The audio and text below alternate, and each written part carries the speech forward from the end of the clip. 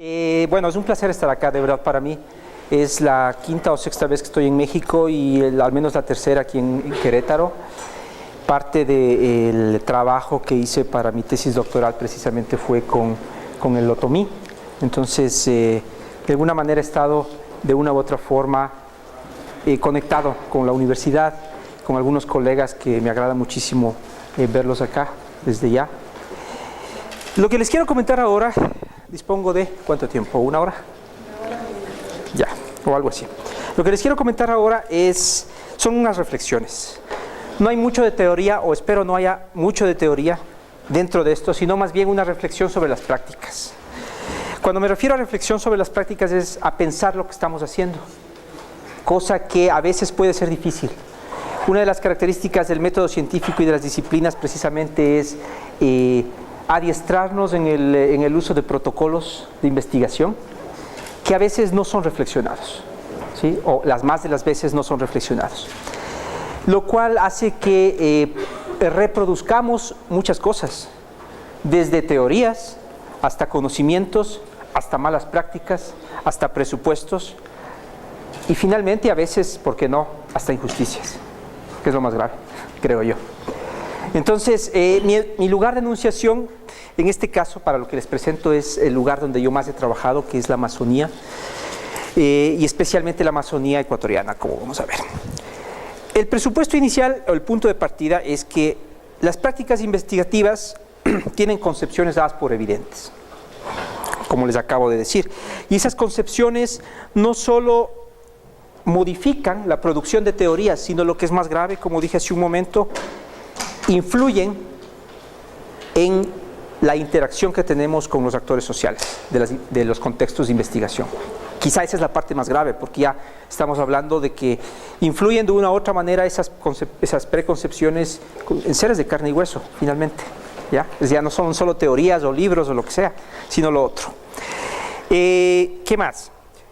Es necesario, por lo tanto, aproximarse de nuevas maneras al trabajo de campo, y para eso necesitamos reflexionar, ¿sí? Reflexionar al menos desde dos puntos de vista. Uno, sobre la cuestión de la geopolítica local. Es decir, tenemos que necesariamente, cuando hacemos trabajo de campo, reflexionar sobre lo político. Y a veces no lo reflexionamos. Eso es lo más grave o triste quizá.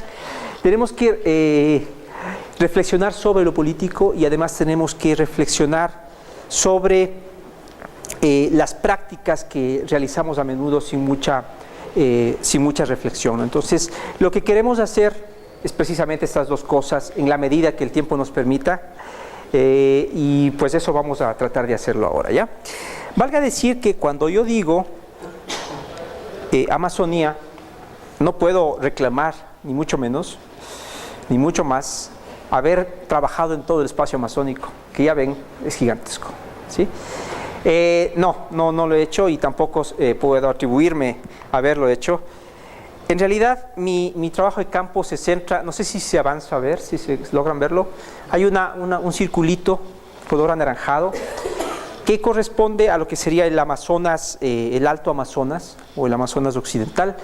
Coincide con el Amazonas de mi país, de Ecuador, pero también con el Amazonas peruano y parte del sur del Amazonas colombiano. En este caso quizá menos. Sobre todo, valga decir, he trabajado en el Amazonas ecuatoriano, pero también de alguna manera en el peruano en un par de veces al menos. Entonces, este es de la experiencia sobre la que quiero reflexionar, que me ha hecho reflexionar y la que quiero compartir con ustedes. Valga decir que en ningún momento las enunciaciones que haga acá quieren ser o pretenden ser generalizables, o generalizadas más bien. Pueden ser generalizables, pero no quieren ser generalizaciones.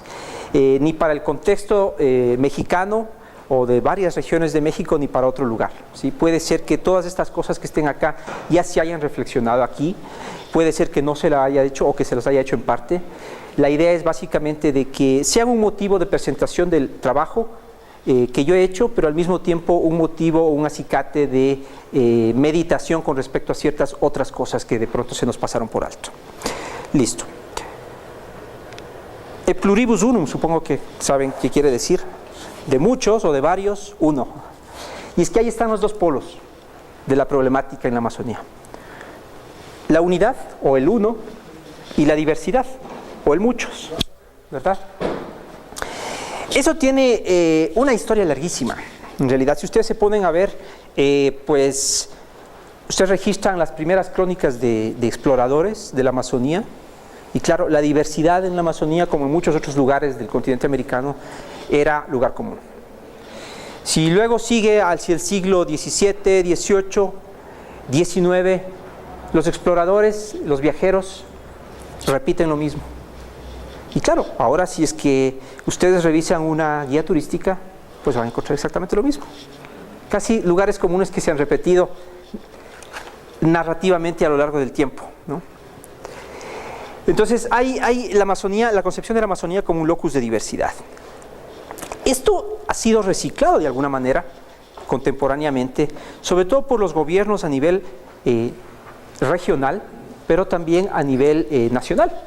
La diversidad es utilizada como un activo en la planificación y en la presentación de los estados nacionales, ¿sí? Y bueno, pues eso implica que a menudo esa diversidad es explotada con fines pues turísticos, por ejemplo, ¿ya? Tristemente a veces sin el conocimiento o la participación de las propias comunidades que son las que se reclaman como diversas, o a las que se les reclama diversas, ¿verdad? Sino más bien desde arriba. Entonces, de aquí esto de la diversidad tiene un punto de vista, una cuestión, si se quiere, estratégica. Y claro, todo esto está de alguna manera dentro de un discurso. El mismo discurso del que bebe esta tan mentada palabra interculturalidad, y el mismo discurso del que bebe pues la cuestión de pluriculturalidad, plurinacionalidad en el caso de mi país, plurilingüismo y todo lo demás. Es decir, la diversidad, lo mucho, en relación con lo uno, ¿ya? Este discurso es de alguna manera reproducido, valga decirlo, desde instancias internacionales.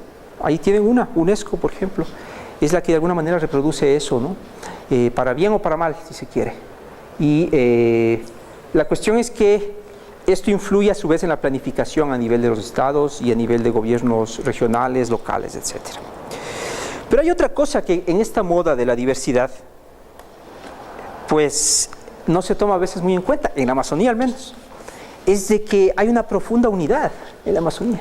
Una unidad modelada no solo por compartir cierto hábitat muy específico, que es el amazónico, una selva de foresta tropical, sino además con una serie de procesos históricos. Uno que formó de alguna manera, o homogeneizó, si se quiere, la Amazonía, al menos esta parte de la Amazonía que fue la que más se trabajó en lo misionero, son precisamente las misiones, ¿no? Las misiones fueron un espacio de integración multiétnica, zonas de refugio al mismo tiempo, en donde, por ejemplo, muchísimos hablantes se reunían en ellas muchísimos hablantes de lenguas distintas, muchas veces de troncos lingüísticos distintos e inteligibles, y que quizá por primera vez empezaron, o bueno, si no por primera vez, al menos fue una de las primeras veces en que empezaron a tener un contacto realmente permanente, viéndose obligados, por ejemplo, en muchos de los casos, a desarrollar un código de comunicación que les permitiera esta convivencia, ¿no? Por ejemplo, el quichua. El quichua, por ejemplo, apareció en la Amazonía a partir de allí. ¿Sí? A partir de allí. Se lo hablaba primero en el Perú, luego subió al Ecuador, a los Andes septentrionales, y luego pasa a la Amazonía, no tanto por influencia de los incas o de hablantes de otros, sino precisamente por influencia de los misioneros. Ahí está una cuestión clara. Luego, esto en el periodo colonial. Luego, claro, en los periodos, sobre todo ya republicanos y más recientes, la explotación de ciertos recursos ha ido unificando o homogeneizando en lo negativo, muchas veces, el espacio amazónico. Una es la que ustedes deben haber escuchado o conocido, es el caucho, la época del caucho, ¿sí? Que se extendió desde finales del 19 hasta la segunda o tercera década de los años 20. Desde los años 70, en mi país al menos, el asunto del petróleo, ¿verdad? Ese ha sido otro desarrollo sociohistórico que de alguna manera ha ido uniformizando a las poblaciones en mucha medida, ¿no? Les ha permitido tener un acceso a ingresar a la economía, a una economía monetaria, por ejemplo, a conseguir cierto tipo de trabajos, a estar en mayor contacto con el castellano, etcétera, ¿no? Y claro, bueno, eso, la colonización, casi desde desde mediados del siglo XX, la colonización mestiza de la Amazonía ha hecho precisamente lo mismo. Ajá. Por un lado están los mestizos y por otro lado están los indios, que deben ser desplazados de sus tierras, ajá, para que venga esa colonización mestiza toda boyante y toda desarrollista a sacar adelante ese espacio amazónico olvidado por mucho tiempo. Fíjense, y de hecho desde la planificación del Estado estaba hecho así, porque el Estado finalmente lo que considera en su planificación es el espacio amazónico como un espacio homogéneo de planificación. Es ese sentido, o sea, al mismo tiempo que promueve la cuestión de la pluralidad, ¿verdad? La diversidad, cuando planifica no toma en cuenta eso, ¿sí? No toma en cuenta eso. Ya. ¿Qué más? ¿Cuáles son las consecuencias? Claro, es que la diversidad y la identidad no solo pueden ser materia de estudio, sino que implican algo para el trabajo propiamente de campo en la Amazonía, sea este antropológico, lingüístico o lo que fuere, ¿verdad? Pensar la unidad en la diversidad a veces, por ejemplo, tiene una de varias implicaciones que la voy a presentar acá, y es que existen categorías clasificatorias, ajá, que están desarrolladas muchas veces desde la academia y que son recicladas son recicladas por los organismos de planificación del Estado y que se dan por hecho. Son unas categorías clasificatorias que se dan por hecho ya, ¿no? Entonces, pensamos que hay cierta unidad, como hace un momento dije, por ejemplo, en donde hay mucha diversidad, ¿verdad? Y creemos que todo es lo mismo de alguna manera, sobre todo con fines de planificación.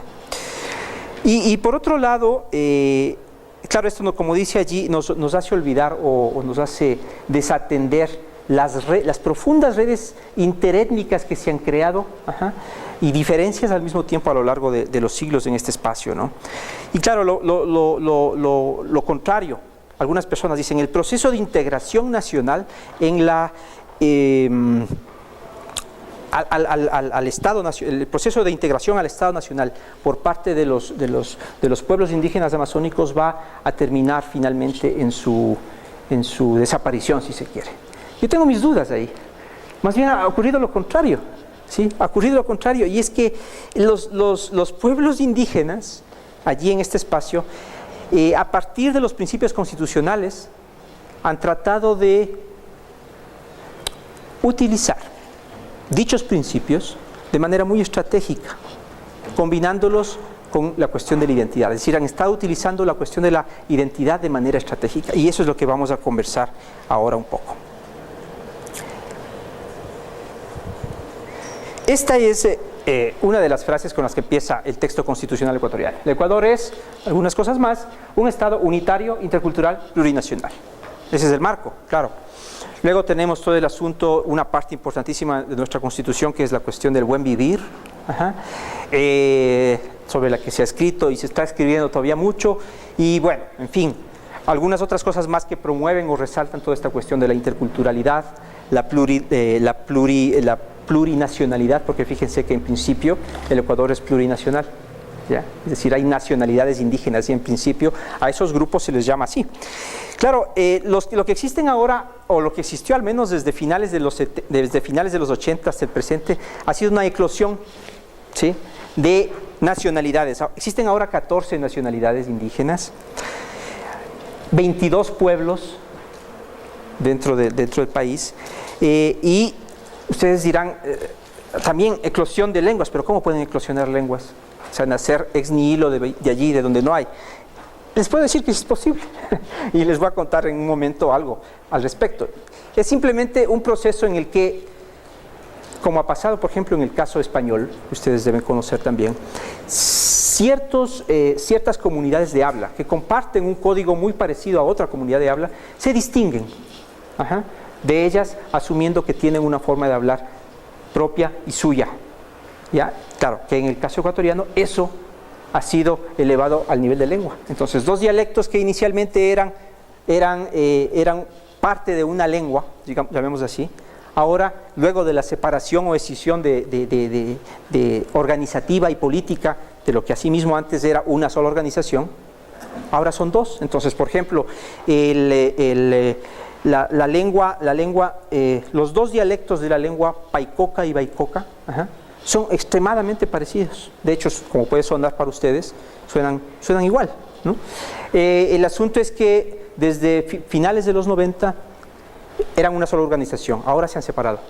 Entonces, por un lado tienen la nacionalidad Xiona, que habla el baicoca, y la nacionalidad secoya, que habla el baicoca. Y están representados así frente al Estado. Cada uno tiene su lengua, claro.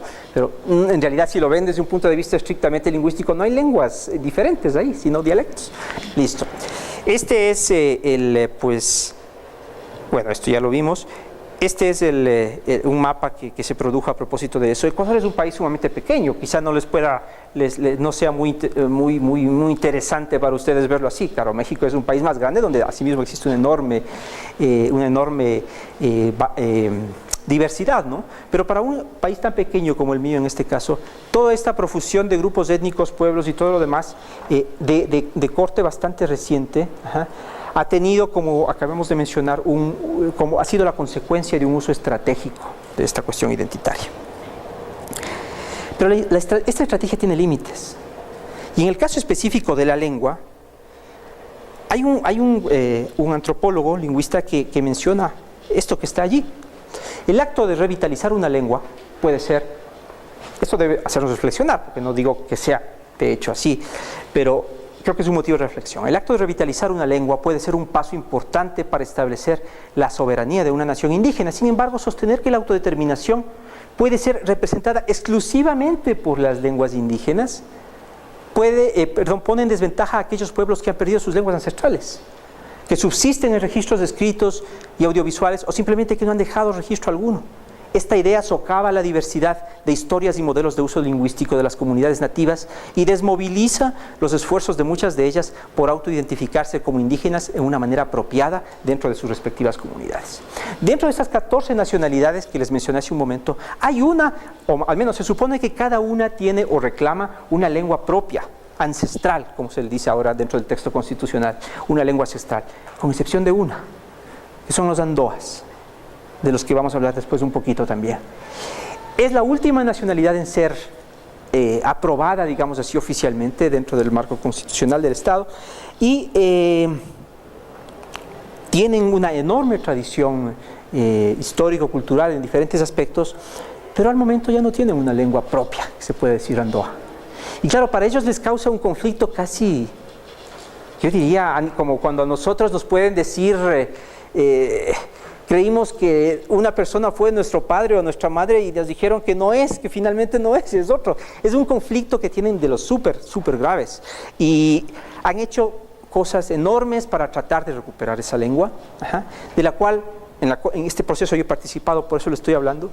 Se encontró el último hablante en el año 2010, el último hablante en el Perú, porque fíjense que el pueblo andó era uno solo y se partió, ¿no? Entonces buscamos en Ecuador los supuestos hablantes y no hablaban en realidad esa lengua, aunque algunos decían que hablaban, pero no hablaban, eran unas formas dialectales diferentes del quichua, pero tuvimos la suerte de encontrar a uno, ¿no? A partir de ahí hicimos un trabajo de documentación, produjimos algunos materiales, quisimos ir más allá, lamentablemente algunas instancias del Estado no nos apoyaron, para tratar de un poco reintroducir, aunque sea simbólicamente, no en el uso cotidiano, la lengua para este colectivo. Y bueno, no se logró finalmente hacer todo lo que queríamos. Este último hablante falleció el año pasado. Tengo aproximadamente, conversaba una colega, 30 y pico de horas de grabación con él, las cuales apenas logramos trabajar al nivel que hemos trabajado con ustedes, 1 hora y media o algo así. Claro, el problema es que ahora ya no se puede trabajar en eso. Lo suficiente al menos para que hayamos podido reintegrar, fabricar un glosario básico,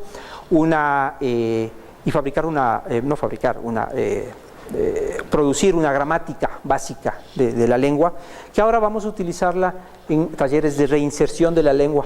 O sea, para ellos de alguna manera tenemos que aprender al menos a saludar en la lengua ancestral. ¿Por qué? Porque el espacio amazónico donde se encuentran ellos es tan diverso que si una persona no tiene una lengua con la que identificarse, una lengua ancestral, pues como que es un advenedizo, por llamarlo de alguna manera, ¿ya? Ahora, esto es problemático por el asunto que está allí, ¿sí? De hecho, hay pueblos en la costa, por ejemplo, donde se perdieron las lenguas, en la costa ecuatoriana, ya desde el mismo siglo XVI, finales del XVI, pero que muchos de ellos conservan todas sus peculiaridades y particularidades, ¿verdad? Por ejemplo, lo que se llama el pueblo Huancavilca, que ha reclamado varias veces convertirse en la nación Huancavilca, están en la parte de Guayaquil, pero que no pueden simple y llanamente porque no tienen una lengua, así de simple, entre otras cosas más que se les ha puesto. Valga esto de reflexión, ¿no? Ya. Vamos a la cuestión más, no interesante, pero digamos que más medular de lo que estamos conversando. El uso estratégico de la identidad, claro, no solo es algo enunciativo. Yo me enuncio como de tal nacionalidad, de tal país, sino que también tiene una cuestión performativa detrás. Y ahí está la parte que quisiera discutir con ustedes. Performativa en sentido al término performance, actuación, la actuación de, ¿verdad? Hay una performatividad que yo la llamo efectiva, ¿sí? Es aquella en la que yo desarrollo mi práctica, una práctica social en general, y esa práctica está pues enmarcada en la matriz, es muy funcional a la sociedad, tiene un sentido dentro de la sociedad. Pues si es que yo logro investigar o documentar en mi práctica pues antropológica o lingüística una performatividad efectiva, en realidad estoy llegando a tener un conocimiento de ello, ¿verdad? Pero hay prácticas en donde la performatividad es más bien instrumental, ¿sí? Es el sentido puro de actuación para. Y les voy a poner un caso. Varias veces yo he entrado a las aldeas, bueno, son casi aldeas o caseríos, llamémosle, de un pueblo que hasta hace muy poco fue contactado en el Ecuador, relativamente, de manera comparativa, y con los que ha habido varios problemas, son los Guarani, ¿sí? Hasta entonces yo no había entrado allá, había visto páginas web, había visto publicaciones y todas, en las cuales ellos, en todos los casos, aparecen desnudos, ¿sí? Incluso por publicaciones muy recientes. Si ustedes se van incluso a la web, digitan y ven incluso la página web de la nacionalidad guaraní, aparecen ellos desnudos, hombres y mujeres, ¿sí? Claro, bueno, yo esperé algo así cuando me fui a las comunidades guaraníes. Y nada, pero nada de nada. Sí, yo les preguntaba, ¿desde hace cuándo visten? Hace mucho tiempo ya en realidad. Y digo, ¿y por qué aparecen solo desnudos? Es que así nos quieren representar y así de alguna manera ya nosotros queremos representarnos, o sea, queremos presentarnos, más bien sería la forma de decir, ¿no? El uso del vestido, pues en este caso, si es que va un antropólogo o piensa, o si lo ve desde fuera, ya pues a ver, aquí no tendrá mucho sentido hablar sobre el uso del vestido, porque claro, no hay, todas las personas andan desnudas, ¿no? Pero si ustedes se van a las comunidades, ya ven que sí hay un uso del vestido con una cierta simbología muy especial además, ¿no? Entonces, en este caso, aquí hay una especie de alguna manera, del presentarse o el actuar para, y es ahí a donde voy. O sea, hay una performatividad instrumental. Una performatividad instrumental que a veces no reflexionamos en el trabajo de campo. Y esa performatividad se puede dar además porque está el trabajo de campo atravesado de un costado al otro por relaciones de poder. Finalmente es eso, ¿sí? Por intereses, por falta de compromisos a veces también, vamos a mencionarlo, ¿ya? Y se habla, por lo tanto, de lo que está ahí abajo, performances culturales en contextos de investigación. Actuaciones culturales en contextos de investigación. De pronto, claro, estamos acostumbrados a las actuaciones culturales a nivel turístico o en la ciudad, cuando vienen y traen gente y hacen todo el movimiento y todo lo demás. Pues ya, está pasable, digamos. Es un simulacro, si se quiere. Pero, ¿qué tal si es que en realidad estamos trabajando con performances culturales en nuestra investigación? Bueno, ahí valga la pena ponernos a meditar. Hay, por lo tanto, esta performatividad instrumental de alguna manera produce o reproduce una ritualización de las prácticas, ¿no? Ahora, una performatividad es esencial a la práctica social. O sea, estoy basado en el trabajo de Turner. Los participantes, dice él en su libro, no solo hacen cosas, sino que intentan mostrar a los demás lo que están haciendo o han hecho, con lo cual las acciones adquieren un aspecto de actuación para una audiencia, ¿sí? El asunto es que, claro, normalmente esa audiencia está conformada por miembros de la propia comunidad, ¿verdad? El problema sería cuando esa actuación está hecha o diseñada para gente fuera de la comunidad. Es decir, actuación para el investigador. Y verán que esto estoy hablando así en términos bastante generales, ¿verdad? Ya, es lo que acabé de decir. Voy a pasar, ¿a qué hora empezamos? Disculpa, todavía tengo algo de tiempo. Empezamos tarde, ¿eh? Todavía tengo algo de tiempo, ya. De todas maneras, no quiero hacer muy largo el asunto, sino motivar un poco de diálogo. Bueno, si ese como decía, es el cumplimiento de una función social investigada, esto ya lo dije, de la función social investigada, de alguna manera yo obtendría, en mi criterio, en realidad, un conocimiento. Si es que ese es un cumplimiento simple de los protocolos de investigación, que se aceptan o serán ya por dados, y que no reflejan más que las relaciones de poder, entonces, pues, lo que tengo yo no es un conocimiento, sino un simulacro, en el pleno sentido posmoderno del término, un simulacro, ¿sí? Claro, entre conocimiento y simulacro hay un espacio, ¿no? Una brecha. Esa brecha está dada precisamente por las cuestiones de poder, las relaciones de poder que se tejen no solo dentro de la sociedad, entre la colectividad a la que pertenece el investigador y la colectividad a la que pertenece el investigado, sino también entre el propio investigador y el investigado como individuos, ¿verdad? Hay relaciones de poder. Y si no queremos verlas, no vamos a poder llegar a superar este marco en principio, desde mi perspectiva. Un simulacro de conocimiento. Les iba a presentar dos, pero voy a presentarles uno por la cuestión del tiempo. La elicitación, que viene de la palabra eliciting, o licitation en inglés, es básicamente obtener respuestas a través de estímulos verbales. ¿Sí? Si yo estoy trabajando con un hablante y ese hablante es un hablante de una lengua que yo no conozco, pero compartimos los dos una misma lengua como el castellano, yo le pregunto a él, oye, ¿cómo dices en tu lengua casa? ¿Verdad? Y él me va a responder. Esa es la elicitación. Además, una técnica amplísimamente usada por lingüistas, también por antropólogos, etc. De mucha utilidad, creo yo. Pero que finalmente, si es que no es controlada de una manera muy realista, si se quiere, puede producir simulacros precisamente de conocimiento, simulacros de conocimiento lingüístico, ¿no?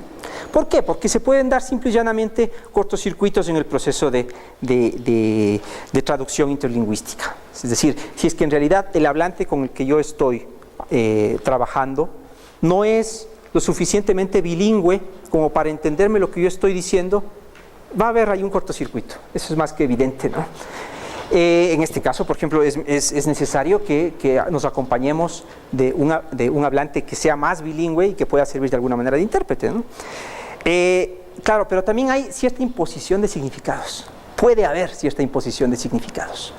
Es decir, a ver, yo tengo muy claro que casa es un espacio pues que tiene paredes y un techo, ¿ya? Y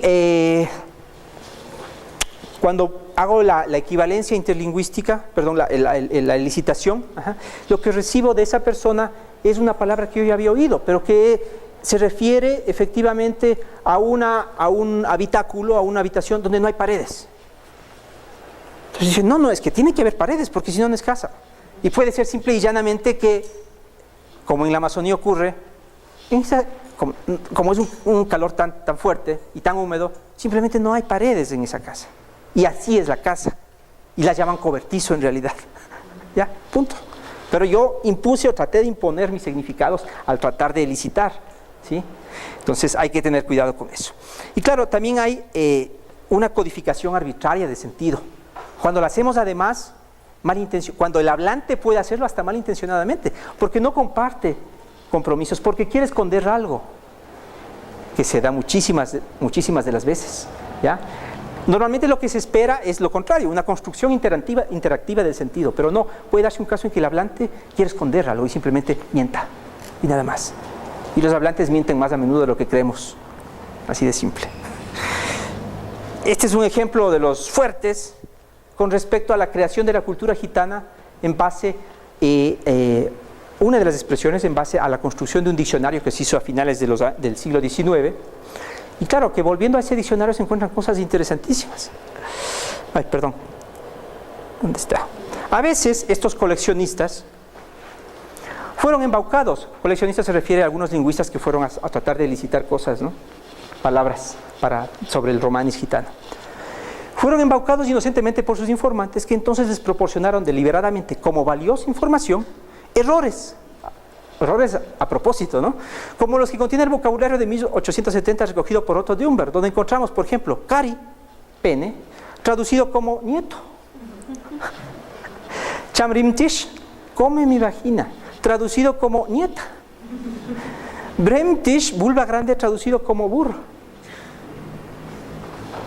O sea, estuvo tan mal en realidad elicitando el lingüista esto. En realidad no, el problema es que lo hizo de una manera equivocada. De hecho, se dice, la leyenda en torno a la palabra canguro es esa, ¿no? Que cuando Cook estuvo en Australia, hace 1770 aproximadamente, él preguntó qué es ese animal, ¿sí? Y en esta lengua que no recuerdo cuál es, le respondieron kangaroo o algo así, ¿sí? Que quería decir, cuál es el nombre de ese animal en mi lengua, le decía, no sé. Y él supuso que ese kangaroo es el nombre del animal, fíjense. ¿Ya? Todo esto es para ponernos atentos al asunto. Más acá de la performatividad. ¿Por qué digo más acá y no más allá? Porque yo creo que toda práctica investigativa es performativa. Y ya me voy a explicar cómo. Es decir, no podemos escapar de la performatividad en ese sentido. Porque esa es de alguna manera una forma de práctica, una forma de práctica social. Entonces no voy a decir más allá. La cosa es que esa performatividad tiene que estar anclada en varias cosas, ¿no? Pero para eso, para ir más acá de la performatividad, hay que, uno, reflexionar sobre las técnicas etnográficas y los protocolos que pueden producir precisamente esto de actuación para el investigador. Otro, es necesario inflexionar, virar, curvar, todas esos protocolos que tenemos y que nos llevan siempre en un sentido de actuación dentro de la práctica investigativa. O sea, es necesario virar un poco, ¿sí? Sin temor de hacerlo, en realidad. De eso se trata. Ir hacer quizá lo no estándar, si se quiere, ¿verdad? Porque precisamente como está allí, es en los protocolos de investigación donde se naturalizan, se hacen como autoevidentes y se dejan de discutir las relaciones de poder y muchas otras cosas más. Ajá. Y por último, superar una concepción positivista hacia una de tipo más interactivo. ¿Sí? Creo que la concepción que tenemos sobre el trabajo de campo es sobre todo de corte positivista, pero quisiera que fuéramos hacia una más de tipo constructivista, en donde precisamente las personas que intervienen construyen sentido. Básicamente es eso, construyen sentido. Y lo hacen en un contexto muy especial además, que es lo que queremos reflexionar. ¿Cuál es la visión tradicional del trabajo de campo? Tienen dos actores sociales definidos en perfiles, en funciones y expectativas. Ya definidos de antemano. Hay un investigador y un, si se quiere, investigado o colaborador local, ¿no? Además hay, por lo tanto, desde el inicio, una asimetría en el intercambio. de información. El colaborador local entrega datos que son considerados valiosos para un fin del cual puede o no puede estar al tanto, ¿sí? Pero que finalmente se supone en principio lo que va a hacer, esos productos no van a influir de alguna manera en su situación personal o la de su comunidad, ¿sí? ¿Qué más? Se asume a menudo que el colaborador local va a cumplir todas las condiciones para un intercambio efectivo y eficaz de información. Va a haber lo que se conoce en la cuestión de la pragmática, un principio de cooperación, ¿verdad? O sea, se asume que ya hay un principio de cooperación. O sea, el informante o el hablante o lo que sea, o el colaborador local, ¿cómo me va a mentir? ¿Sí? ¿Cómo le va a mentir a un investigador? ¿Sí? Imagínense. ¿Ya? Se asume que, además de esa información, luego él la va a entregar, y una vez pase esto, esa información sale de allá y se va a un contexto donde nada tiene que ver con donde se la recogió, ¿verdad? Es como que de alguna manera se asume que toda esa información va a desnaturalizarse en otro lado, seguramente en las paredes de la academia. ¿Ya? ¿Y qué se asume? Además, que el único prerequisito exitoso de información es compartir un mismo código de comunicación. Es decir, que yo y las personas con las que trabaje podamos comunicarnos de alguna manera con la misma lengua. Pues ya vemos que a veces no es suficiente eso, ¿sí? Es una imagen de un gran etnólogo en el cual se han descubierto ya muchos tipos de errores, de los que más o menos de la onda que les platiqué hace un momento. Koch Grünberg estudió hizo su investigación en el Alto Amazonas colombiano, brasileño, exploró la cabecera del Xingu, etcétera, etcétera. Yo creo que yo elegí esa foto, estaba pensando qué foto elijo, digo, pero esa foto me parece más o menos lo que yo estoy diciendo ahorita. Sí, o sea, habría que hacer un estudio iconográfico, ¿verdad? Dice mucho esa fotografía, pero muchísimo, muchísimo, muchísimo, muchísimo. 1911 aproximadamente, ¿no? Vamos a una parte que es ya la parte, digamos, culminante de esto, la idea de comunidades de práctica y sentido, pero sobre todo comunidades de práctica, que son las que construyen el sentido. ¿Qué es una comunidad de práctica? Entendida desde esto, sería, más bien, ¿cómo se podría entender el trabajo de campo desde esto? Como un intercambio simétrico, en principio, que se desarrolla, en el cual se desarrolla una construcción interactiva e intersubjetiva de sentido. Hay que enseñar y hay que aprender, y que finalmente solo así se puede construir y performativizar efectivamente, ¿sí? Entre interlocutores, y finalmente es la que conforma las comunidades de práctica. Pero ahora vamos a lo siguiente. ¿Qué son las comunidades de práctica? En principio este es un concepto que nació en la psicología de la educación, entiendo. Wenger, 1998. Les recomiendo que lo revisen, es una cuestión bastante interesante. ¿Qué es una comunidad de práctica? Un grupo de personas que participan de manera continua en una o más actividades que persiguen un fin determinado. Durante la realización mancomunada de estas actividades, por parte de sus miembros, una comunidad de práctica va desarrollando protocolos, que es diferente de venir con los protocolos ya hechos, perspectivas además y valores además, fíjense, así como un sentido de posición con respecto a otras comunidades de práctica. Las condiciones básicas es tener una experiencia compartida o un interés compartido, pero también un compromiso mutuo por entender. ¿Sí? Un compromiso mutuo por entender. Eso es lo que permite una comunidad de práctica y lo que permite finalmente construir sentido. Construir sentido. Estoy hablando desde un punto de vista plenamente semiótico en este sentido. Esa es una foto que me encanta realmente. Es una foto que me encanta. Pues el último hablante Andoa es el que está ahí. ¿Sí? Y afortunadamente del otro lado no estaba yo. Yo solo estaba controlando la cámara. ¿Sí? Y creo que esa fue la forma en realidad como me sentí feliz. Este joven que está allá, ¿sí? Es un maestro y un líder de la nacionalidad Andoa, el más interesado en tratar de reincorporar su lengua a la nacionalidad y a las comunidades, ¿sí? El que durante largas horas, sin ser lingüista, se sometió a muchas prácticas conmigo para ver la forma más óptima de, en el poco tiempo que teníamos, trabajar con el último hablante. Y él lo hizo. Y lo poco que tenemos es gracias a él, no a mí. Yo solamente fui un puente. Digo, y tal vez a alguien no le parezca, en cuanto a la lingüística al menos, los lingüistas tenemos que ser ese puente, finalmente. Los mejores lingüistas son aquellos que hablan su propia lengua. Yo puedo ser un excelente lingüista del castellano, seguro. uno de los mejores lingüistas del otomí, del chichimeca, de lo que serán, un lingüista que hable esa propia lengua. Por eso yo creo que a la larga, los lingüistas finalmente, que no somos hablantes de sus propias lenguas, habremos de ser reemplazados por eso, por hablantes de esas propias lenguas que además tienen esa formación. Y que, de alguna manera, bueno, para eso tendremos que hacer un proceso de transferencia, ya vamos a hablar de la transferencia. Por eso esta foto me parece lo contrario de la otra. Es lo contrario de la otra, finalmente. Es lo contrario de la otra, en muchísimos sentidos. Ya. ¿Qué pasa? Las comunidades de práctica pueden ser entendidas como modelos de interacción. La información intercambiada se construye y se negocia según expectativas que tiene la una persona de la otra persona, y el compromiso, ¿sí?, que aglutina la colaboración. Nunca se realiza un intercambio de información como si se tratara de objetos, sino que justamente se construyen esos objetos en el discurso, en la conversación, en la interacción. Y es así finalmente.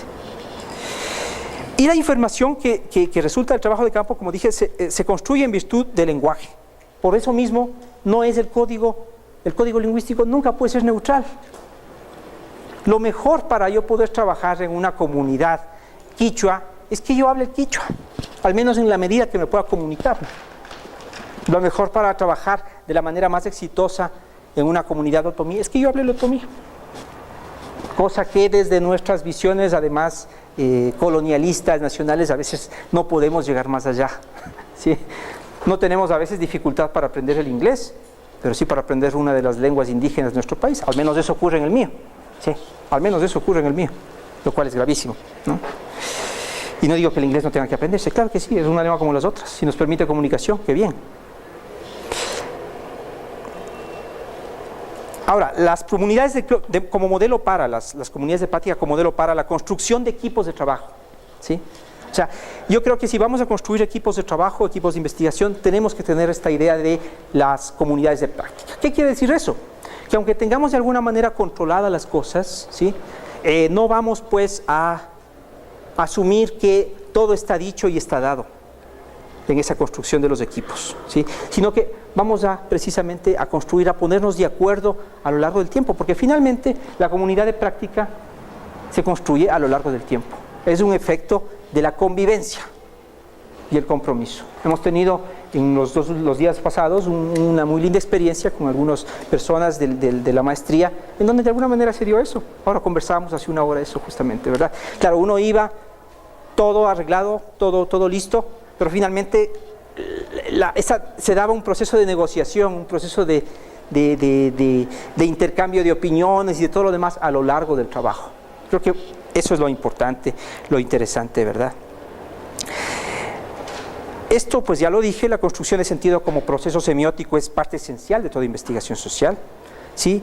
Y es necesario que hablemos, ya con esto estoy ya terminando, de la cuestión del conocimiento y reconocimiento de los intereses que tiene cada actor en el proceso. O sea, el compromiso que nosotros podemos llegar a tener, a crear como comunidad de práctica, es solo cuando no solo se clarifican, sino que se asumen y se internalizan los intereses que cada actor tiene dentro del proceso, ¿sí?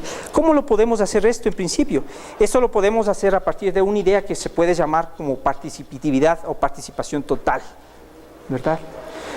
¿Qué es lo que normalmente hacen muchas agencias de cooperación al desarrollo y en muchas academias, en las de mi país, por ejemplo, o en muchos institutos de investigación? Pues aquí en estas 4 paredes nosotros armamos el proyecto, ¿sí? Y nosotros, como somos buenas gentes, además, vamos a esas comunidades donde vamos a trabajar y les vamos a contar lo que dijimos. Imagínense qué buenas gentes que somos, qué buenas personas. Les vamos a contar lo que dijimos, lo que hicimos, para que ellos colaboren con nosotros. Pues eso para mí, eso no es participación, ¿sí? Y eso es tan a menudo, ¿verdad? La participación tendría que ser total, tendría que empezar sobre todo en las primeras partes, ¿no? En las primeras partes, que sería la planificación misma, la identificación de necesidades por un lado, la otra, el diseño de la investigación propiamente y del proyecto y todo lo demás. Solo ahí empiezo a decir que soy participativo, de lo contrario no lo soy, o quiero serlo. Y claro, está muy de moda esto ustedes deben haber oído del consentimiento informado, que con lo del consentimiento informado yo también puedo ser ya muy transparente y participativo. No es así. No, eso no sirve, el conocimiento informado es un simulacro. nada más. ¿Sí? La única forma donde ya sale el conocimiento informado está por demás es si es que yo construyo desde el principio, con ellos. Ahí ya no necesito consentimiento informado de nadie, porque ya he construido con ellos y nada más. Ese es el asunto. Bueno, pues esto ya lo dije. Se trata de incorporar a la investigación este criterio, no de manera artificial, sino sustancial. ¿Y qué? Los intereses de aquella parte precisamente que se encuentra en desventaja en esa relación de poder que es el marco de la investigación, ¿verdad? O de intervención estatal.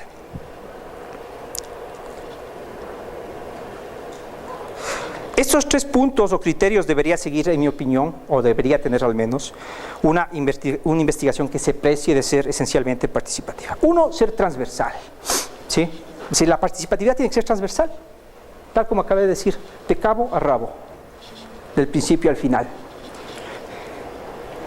Otra, tiene que estar orientada, esto es fundamental, creo yo, desde mi práctica antropológica y lingüística en la Amazonía, a los grupos. O sea, tenemos que ir a ese, precisamente a lo que Bauman llama, a ese tercer grupo, a ese tercer elemento en una relación ética, que no solo somos el yo y el tú, ¿verdad? Sino hay ese tercer elemento en la relación ética, que es un grupo moral amplio. Mi comunidad, la del investigador, comunidad académica y sociedad en general, y la del colaborador local. Es decir, ahí en realidad empiezo también a ser participativo y no acabo desmovilizando, fíjense, no acabo desmovilizando, porque puede haber casos en que, por ejemplo, yo he visto muchos de ellos, en que un lingüista, por ejemplo, trabaja con una familia, trabaja con 2 o 3 hablantes y con esos hablantes sigue trabajando, pero no integra todo ese proceso a la organización local, a la escuela, no, trabajó con ese grupito de personas o incluso con un hablante. Es decir, no trabajó con la visión de grupo. Entonces, por lo tanto, no puede ser participativo en ese sentido. Y por otro, es basarse esa participatividad, ese criterio, tiene que basarse en el criterio de transferencia, ¿sí? Esa transferencia que tiene que ser sostenida y sostenible. Sostenida porque tiene que ser en principio algo que vaya a lo largo del tiempo. Es decir, no sea una iniciativa de hoy y ya mañana nada que ver. Sostenible porque deben ser los mismos grupos con los que se ha trabajado, deben reproducir esos conocimientos que han sido transferidos, ¿sí? Y pueden a su vez ellos reproducir o enseñar a otros. Ese es un criterio básico, ¿no? Y pues la verdadera innovación, ya no les canso, o más bien ya me cansé. Este es un filósofo que ha sido mi derrotero muchísimo de lo que he hecho, José Ortega y Gasset, en su libro último póstumo, La idea de principio en Leibniz y la evolución de la teoría deductiva, sostiene eso que está ahí, que tiene profundísimas implicaciones, de hecho para todo. Cuando lo leí por primera vez, no llegaba a entender la dimensión de esto, pero ahora lo entiendo mucho, y en este marco que acabamos de terminar. Toda filosofía innovadora, vamos a hacer un cambio de términos, todo trabajo de campo innovador, descubre su nueva idea del otro gracias a que antes ha descubierto una nueva forma de pensar en el otro, con el otro, por el otro, para el otro. Es decir, un método intelectual antes desconocido. Gracias.